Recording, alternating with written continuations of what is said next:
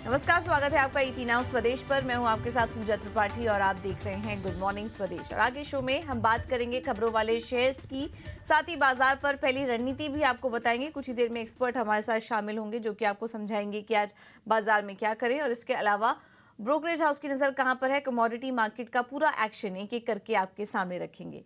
सबसे पहले शुरुआत कर लेते हैं एशियाई बाजारों से, और इस वक्त संकेत काफी अच्छे दिखाई दे रहे हैं एशियन मार्केट से। गिफ्ट निफ्टी हरे निशान में और 130 अंकों की मजबूती इस वक्त दिखाई दे रही है, तो काफी पॉजिटिव क्यूज यहां से मिल रहे हैं। और बाकी दो दूसरे इंडाइसेस देखिए, वहां से भी जो शुरुआती संकेत मिल रहे हैं वो अच्छे हैं।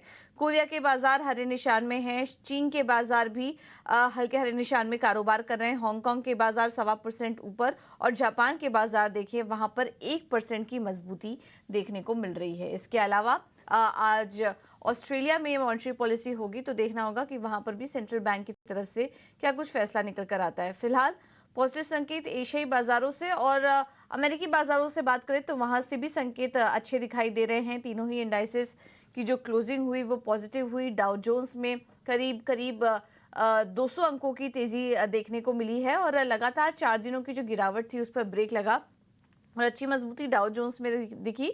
वहीं S&P 500 और नैस्डैक में फिर से रिकॉर्ड क्लोजिंग देखने को मिली। जो पिछले 8 हफ्ते रहे हैं उसमें 7 बार ऐसा हुआ, 7 हफ्ते वीकली पॉजिटिव रिटर्न S&P 500 और नैस्डैक में देखने को मिले। तो S&P 500 और नैस्डैक में मोमेंटम जारी है, और यहाँ पर मेगा कैप जो टेक शेयर्स हैं वहां से काफी अच्छा सपोर्ट देखने को मिल रहा है। माइक्रोसॉफ्ट और एप्पल के शेयर में हमने देखा 1 से 2% की तेजी। एनवीडिया में भी रिकॉर्ड लेवल्स देखने को मिले, लेकिन उसके बाद ऊपरी स्तरों से थोड़ा मुनाफा वसूली भी एनवीडिया के शेयर में हावी थी। तो टेक शेयरों में जो लगातार तेजी दिखाई दे रही है उससे बाजार को सपोर्ट है। कोई नेगेटिव क्यूज फिलहाल नहीं है, जिस वजह से हम देख रहे हैं कि अब अमेरिकी बाजार इस पर चल रहे हैं। आज मई रिटेल बिक्री के आंकड़े आएंगे, उस पर भी नजर रहेगी। इसके अलावा फेड ऑफिशियल्स के भी काफी जगह भाषण होने वाले हैं, तो वहां से क्या कुछ कमेंट्स निकल कर आते हैं, ब्याज दरों में कटौती को लेकर क्या क्लैरिटी फेड ऑफिशियल्स दे रहे हैं, उनका क्या मानना है, इस पर हमारी नजर होगी। यूरोप के बाजार से भी संकेत ठीक ठाक ही हैं। बॉन्ड यील्ड्स स्टेबल हैं 4.2% के आसपास, हालांकि थोड़ी बढ़त आई थी लेकिन 4.2% के पास स्टेबल है। डॉलर इंडेक्स में हल्की बढ़त आई लेकिन 105 के पास ये लेवल्स भी स्टेबल हैं। फेड ऑफिशियल्स के बयान के पहले हम देख रहे हैं कि सोने में हल्की तेजी है और 2340 के पास कारोबार कर रहा है सोना। कच्चे तेल में भी एक तेजी देखने को मिली। लगातार 3 हफ्ते से हम देख रहे थे कि कच्चा तेल टूट रहा था, लेकिन उसके बाद सोमवार का जो सेशन था उसमें 2% की तेजी देखने को मिली। माना जा रहा है कि बढ़ती हुई गर्मी के कारण फ्यूल डिमांड बढ़ सकती है। इन्वेंट्री में भी कमी देखने को मिली, जिसके चलते कच्चे तेल के दाम में तेजी थी। $84 के पास कच्चा तेल कारोबार कर रहा था।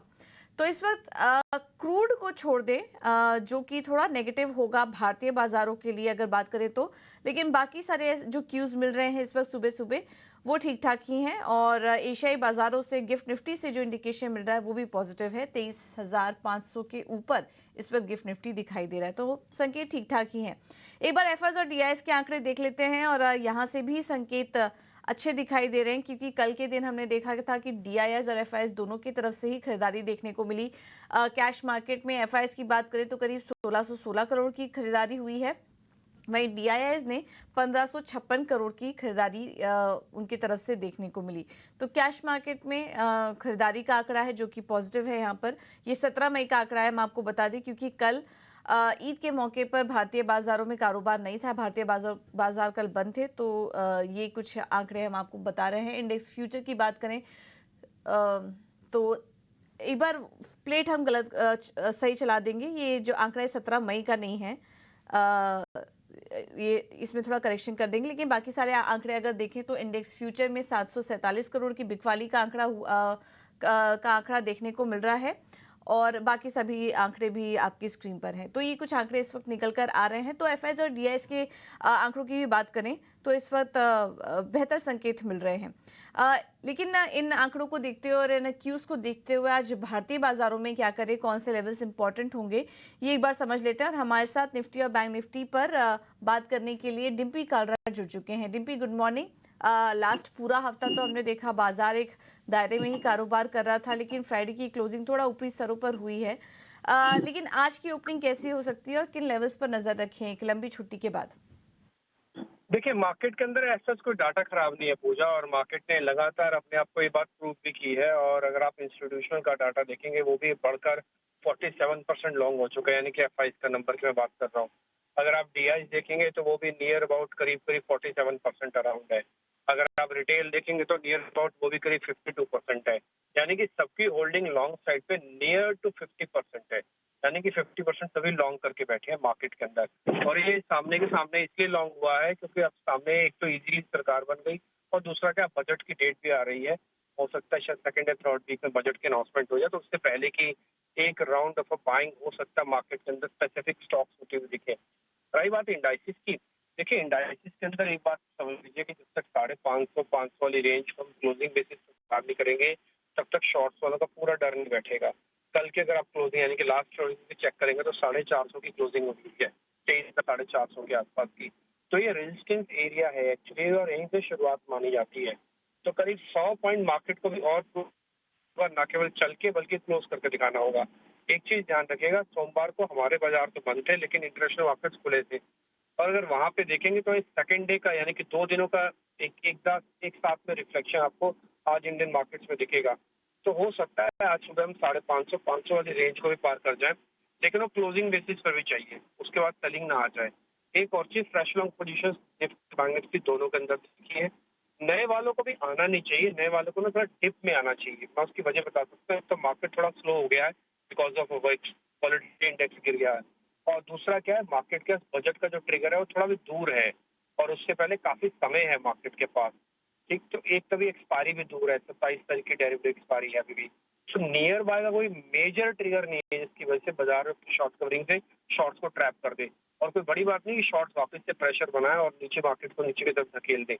इसलिए कोई भी बाइंग ऑन डिप्स ज्यादा सही रहेगा बजाय सीधा सीधा पोजीशन लेके। लेकिन जिनके पास है उनको तो डराने घबराने की चिंता नहीं, उनका जो ट्रेलिंग स्टॉप लॉस सबसे वन ऑफ द बेस्ट तरीका है, वो लगा के रखें। उनके लिए 22,300 22,200 दो एक इम्पोर्टेंट सपोर्ट एरिया हो गए।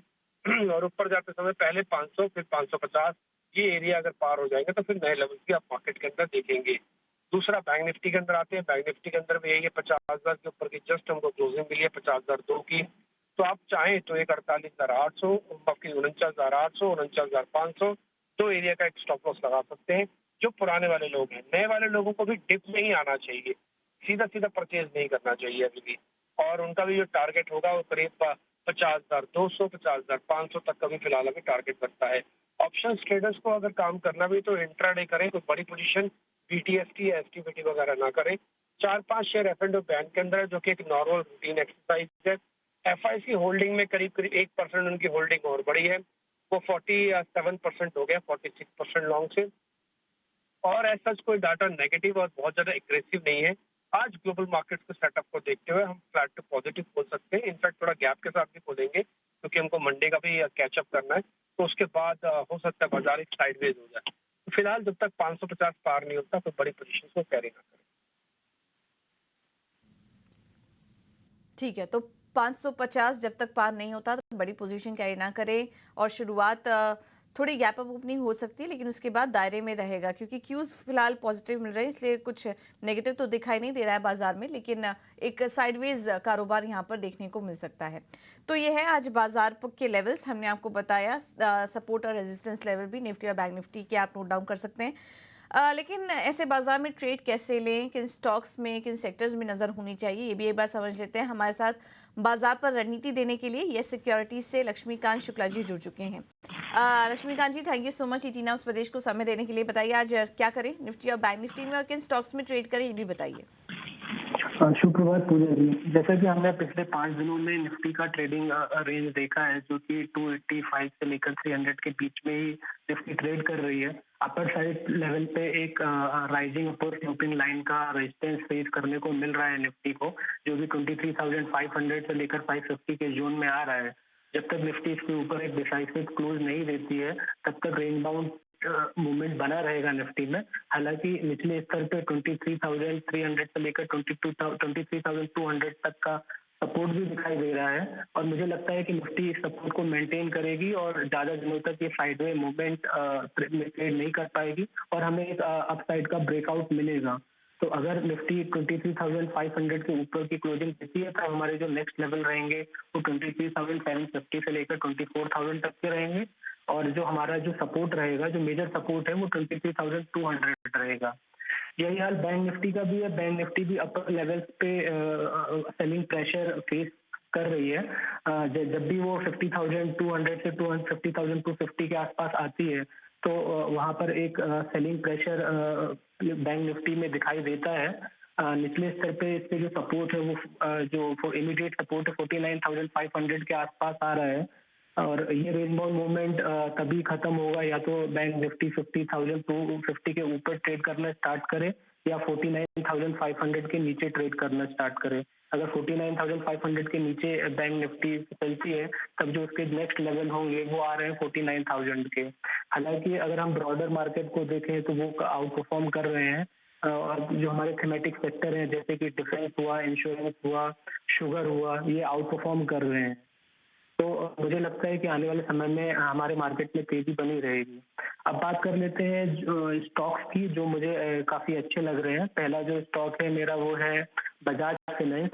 इस स्टॉक्स में फॉलिंग ट्रेंड लाइन का ब्रेकआउट दिखाई दिया है, और इंडिकेटर ऑसिलेटर भी अगर हम देखते हैं तो वहां पर भी हमें एक पॉजिटिव क्रॉसओवर दिखाई दे रहा है।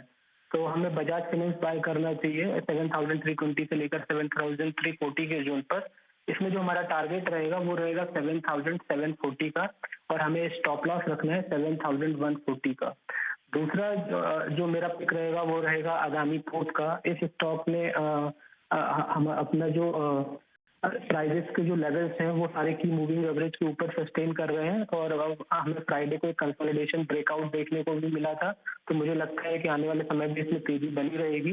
तो अदानी पोर्ट को हमें बाय करना चाहिए 1,430 के आसपास, और हमारा जो टारगेट रहेगा वो रहेगा 1,510 का, और स्टॉप लॉस रहेगा 1,390 का।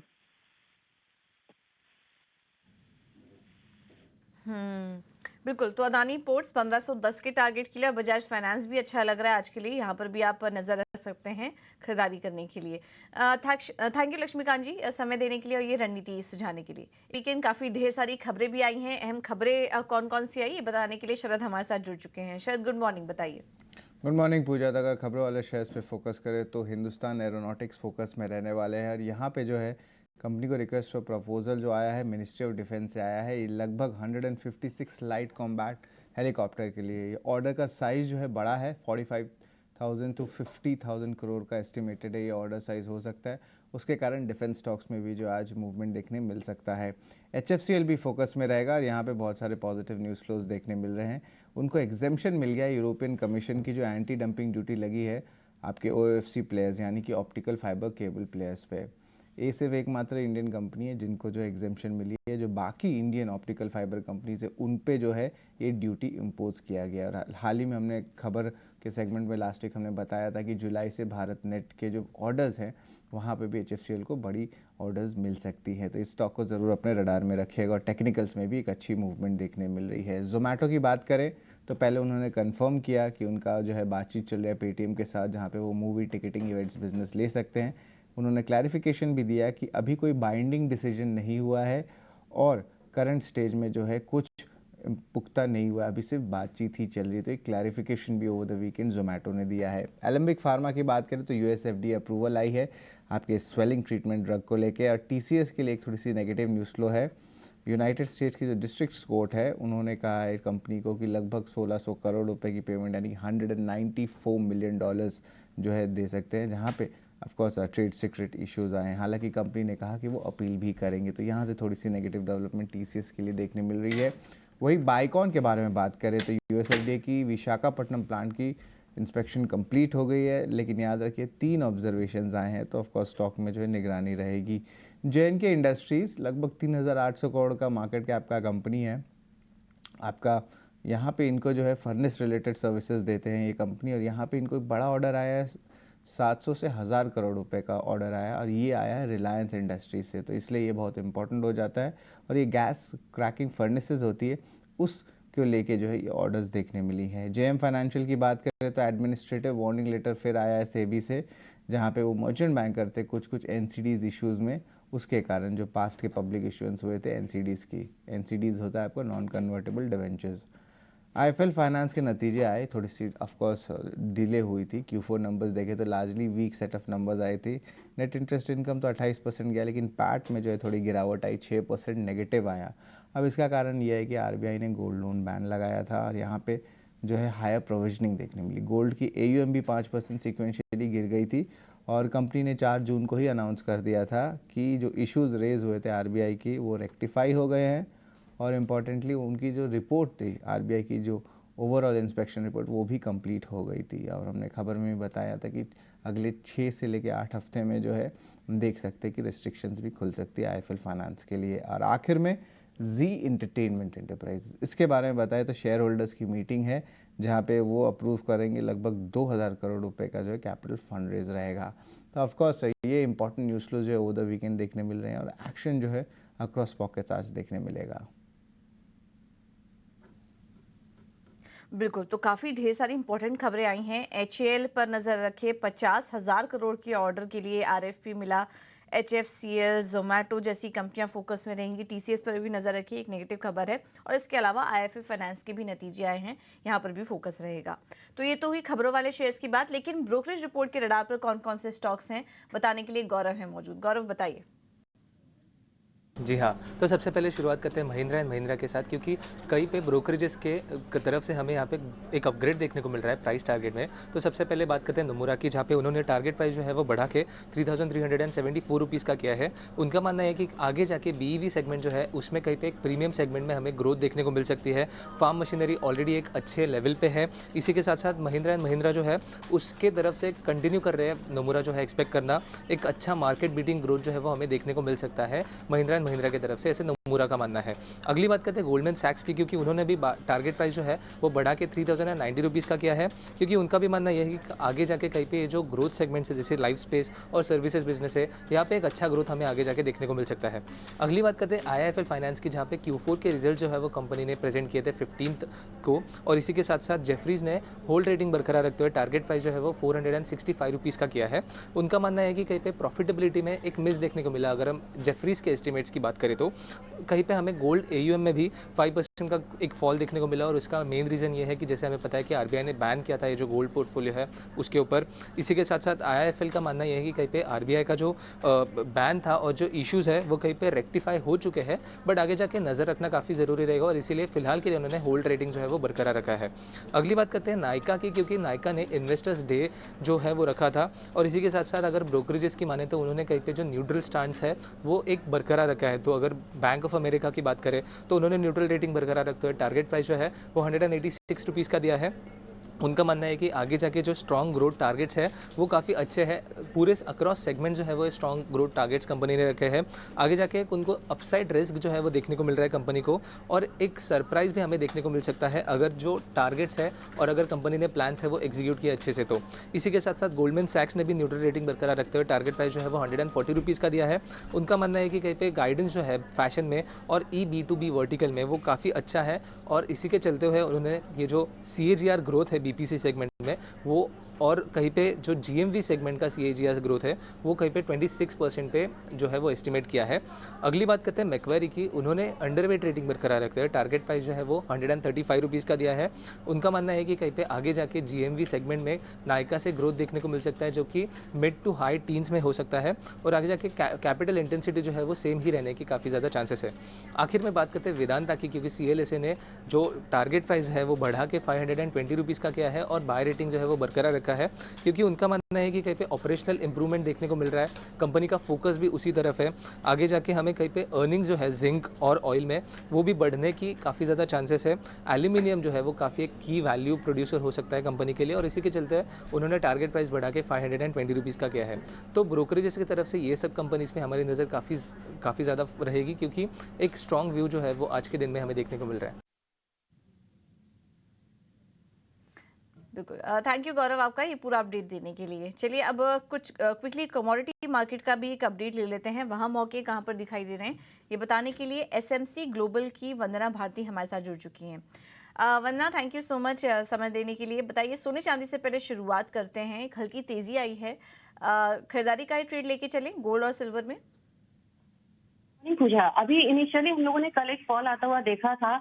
आज के मार्केट में हो सकता है कि हम गैप अप ओपनिंग देखें, लेकिन डॉलर इंडेक्स काफी ऊपर की तरफ ट्रेड हो रहा है, 105 के ऊपर स्टेबल है। तो लग रहा है कि बाद में एक दबाव जो है वो गोल्ड में आ सकता है। तो मैं प्रेफर करूंगी, जो अभी मेन ट्रेंड है कि 71,400 के करीब यहाँ पे सेलिंग इनिशिएट किया जाए, 71,100 का टारगेट हो। स्टॉप लॉस यहाँ पे प्लेस करना होगा 71,550 का। और मुझे लग रहा है कि अभी गोल्ड और सिल्वर में हर हायर साइड पे एक दबाव देखने को मिल रहा है, तो जो भी अपसाइड मिल रहा है वहां पे भी हम यहाँ पे सेल कर सकते हैं, या 71,400 के करीब ये टेक्निकल लेवल को फॉलो करते हुए यहाँ पे हम सेलिंग कर सकते हैं। ओपनिंग रहेगा, लेकिन बिकवाली के मौके ढूंढिए वहां पर 71,100 के टारगेट के लिए गोल्ड पर ये सलाह। वरना कच्चे तेल पर क्या व्यू बन रहा है आपका? एक तेजी नजर आई पिछले काफी हफ्तों की गिरावट के बाद, तो यहाँ पर कच्चे तेल में भी आप तेजी का ही ट्रेड देखेंगे? जी बिल्कुल, क्योंकि काफी 61, 6200 काफी स्ट्रॉन्ग सपोर्ट होता है। यहाँ से ये कमोडिटी अपसाइड की तरफ मूव करती है, इस पर काफी स्टेबल हो रही है। तो लग रहा है कि एक बार 66, 70 के करीब यहाँ पे एक बाइंग जो है वो करनी चाहिए। अपसाइड टारगेट होगा यहाँ पे 6720 का, स्टॉप लॉस लगाना होगा 6650 का या 45 के करीब का लगाना चाहिए। और मुझे लग रहा है कि थोड़ा 1% तक का जो एक अपसाइड है वो आज के दिन भी देखने को मिल सकता है क्रूड ऑयल में। ठीक है, और बेस मेटल्स में कहाँ मौके देख रही हैं फंदा? जी पूजा, मुझे लग रहा है यहाँ पे थोड़ा सा दबाव देखने को मिलेगा, और आज इम्पोर्टेंट डेटा भी है यूएस की तरफ से, और सेलिंग प्रेशर जो है थोड़ा कंटिन्यू हो सकता है, कॉपर जो कि लीड कर रहा है। तो 850 के करीब यहाँ पे सेलिंग रिकमेंडेशन रहेगी, 842 का टारगेट होगा, स्टॉप लॉस लगाना होगा 853 का। ठीक है, कॉपर में भी बिकवाली करने की सलाह, 842 के टारगेट के लिए, स्टॉप लॉस होगा 853 का। थैंक यू वंदना आपका समय देने के लिए और ये रणनीति सुझाने के लिए।